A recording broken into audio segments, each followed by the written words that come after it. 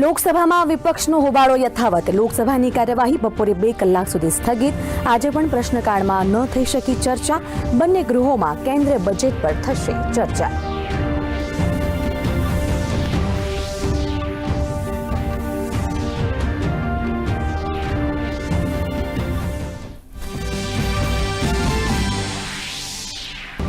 ભાજપની મહિલા સાંસદોએ લોકસભા અધ્યક્ષને લખ્યો પત્ર. ગૃહની ગરિમા જાળવવા બદલ આભાર વ્યક્ત કર્યો. હોબાળો કરતા સાંસદો ઉપર કાર્યવાહી કરવા કર્યો અનુરોધ.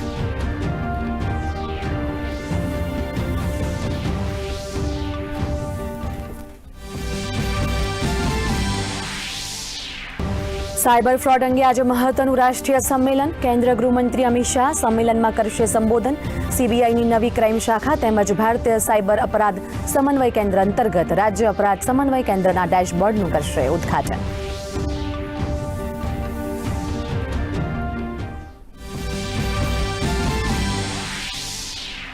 આઈપેક દરોડા વિવાદ મામલે ઈડીની અરજી પર આજે સુપ્રીમ કોર્ટમાં સુનાવણી. પશ્ચિમ બંગાળ સરકાર અને મુખ્યમંત્રી મમતા બેનર્જી પર તપાસ અભિયાન દરમિયાન હસ્તક્ષેપનો આરોપ.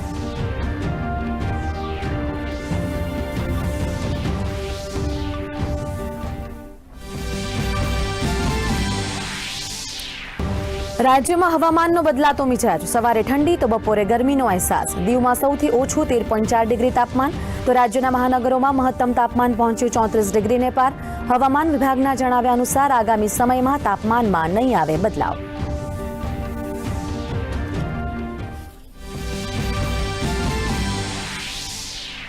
બાંગ્લાદેશમાં પ્રચાર પડઘમ થયો શાંત. આગામી ચૂંટણી પહેલા અલ્પસંખ્યક સમુદાયમાં સુરક્ષાની ભાવના, તો મહિલા ઉમેદવારોએ પણ લગાવ્યા આપત્તિજનક ટિપ્પણીઓ. યૌન ઉત્પીડન અને ધમકી જેવા ગંભીર આરોપો.